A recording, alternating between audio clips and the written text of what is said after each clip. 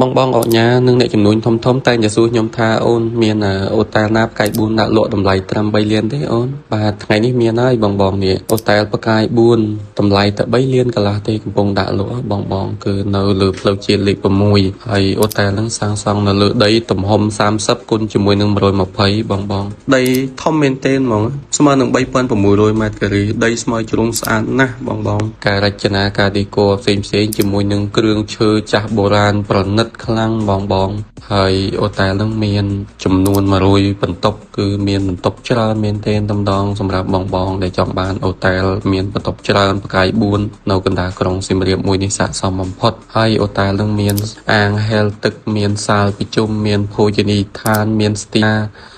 គឺមានសពគ្រប់តម្ដងនៅក្នុងអូតែលហ្នឹងបងជួយមកមើលអូតែលបើសិនជាអូតែលផ្សេងតម្លៃប្រហែលមិនទៀបជាង10លានទេបាទបងសម្រាប់អូតែលហ្នឹងគឺតម្លៃត្រឹមតែ3លានកន្លះទេគឺតម្លៃល្អខ្លាំងបងណាចាប់អារម្មណ៍ជួយមកមើលទីតាំងផ្ទាល់ឬក៏អាចតាក់ទងតាមលេខទូរស័ព្ទខ្ញុំខាងលើអរគុណ